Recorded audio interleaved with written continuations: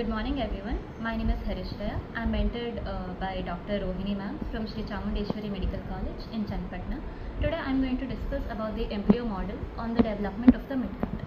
Over here we can see that this is the stomach, this is the midgut loop, this is the superior mesenteric artery and this is the hindgut. Over here, the superior mesenteric artery divides the midgut loop into two parts, which is the cranial part. This yellow part is the cranial part, and the blue colored structure here, this is the caudal part. Over here, what happens is in the intrauterine life, the stomach and the liver starts developing, due to which the intra-abdominal pressure increases. Thus, the developing midgut does not have enough space. So what happens is, from the umbilicus, it starts herniating out.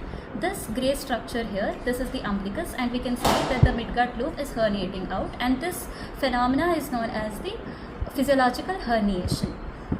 Over here, the cranial part starts developing faster than the caudal part.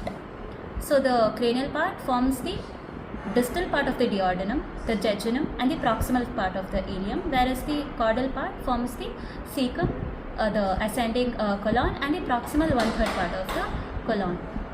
Over here, there is the 90-degree rotation taking place, which is anti-clockwise. In the retraction of the physiological hernia, the 90-degree anti-clockwise rotation takes place here itself, and we can see that the calls of the jejunum and ileum have been developed here.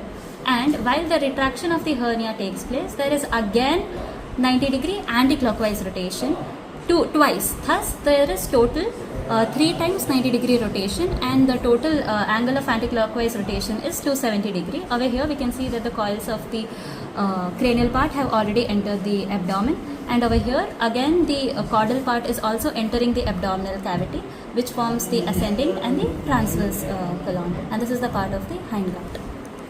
Thank you.